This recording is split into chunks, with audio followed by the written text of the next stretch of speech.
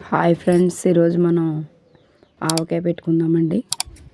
పచ్చి ఆవకాయ, ఆనందకారం అండి, ఆయిల్ అండి, సాల్ట్, ఎల్లుల్లిపాయలు, ఆవపిండి అండి,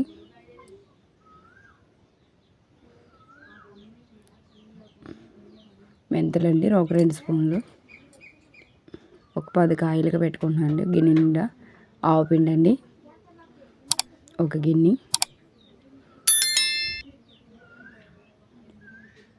అందులో సగం సాల్ట్ అండి. అంటే మొత్తం సమానంగా వేయకూడదండి సాల్ట్ ఎప్పుడు కూడా. తర్వాత కలుపుకోవాలి మనం సాల్ట్ చాలకపోతే మూడో రోజు. గిన్నె కారం అండి, ఇవన్నీ సమానంగానండి. సాల్ట్ కొంచెం తగ్గించుకోవాలి తప్ప అన్నీ ఆవపిండి కారం మట్టుకు అన్నీ సమానంగానే ఉండాలండి. ఎల్లుల్లిపాయలండి,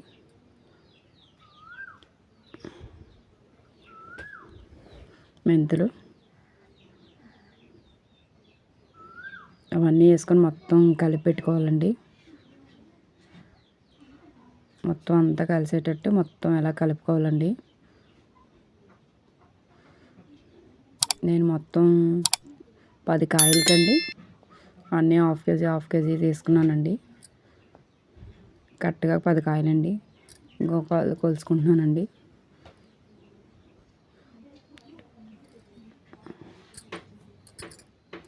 ఫస్ట్ ఆయిల్ మొత్తం దానికి పట్టించుకోవాలండి ముక్కలకి. కొట్టించుకునేదే ఏమో శుభ్రంగా క్లీన్ చేసుకొని పెట్టుకొని కాసేపు ఫ్యాన్కి ఆరబెట్టానండి. చెమాయింపు ఉంటే పాడైపోద్ది కదండి. మొత్తం అంత ఆయిల్ ఇలా పట్టేటట్టు మొత్తం ఇలా కలుపుకోవాలండి.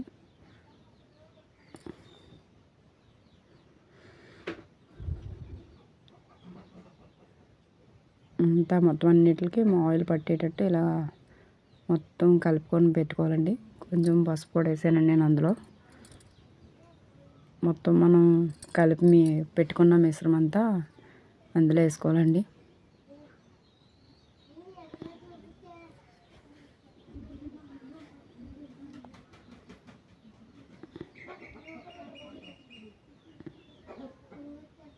మొత్తం ఇప్పుడు అంతా కలిసేటట్టు మొత్తం కలుపుకోవాలండి.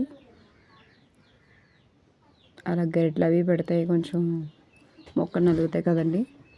అందుకే చేతితోనే కలుపుతున్నానండి నేను. మొత్తం కలిసేటట్టు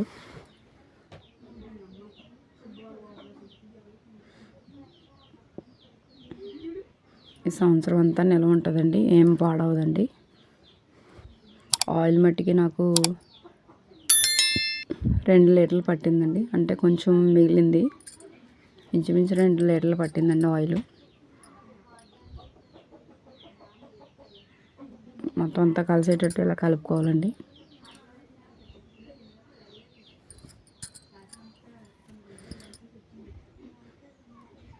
ఇదిగోండి, ఇది మూడో రోజు అని చూడండి ఎలా ఊరిపోయిందో చక్కగాని. ఆయిల్ కూడా పైకి తేలింది. ఇప్పుడు శుభ్రం కలుపుకొని ఒక జాడీలైనా పెట్టుకోవచ్చండి, లేదంటే ప్లాస్టిక్ డబ్బాలైనా పెట్టుకోవచ్చండి. సంవత్సరం అంతా నిల్వ ఉంటుందండి. ఎటువంటి బూజు అవన్నీ ఏం పట్టవండి. నేను ఎప్పుడు ఇలానే చేస్తానండి, ప్రతి సంవత్సరం కూడా. ఇంకా చూడండి, డబ్బాలు వేసి పెట్టుకున్నాను. ఆయిల్ ఎలా ఉండాలండి. ఆయిల్ ఎలా ఉండడం వల్ల మనకు బూజు అది పట్టదండి.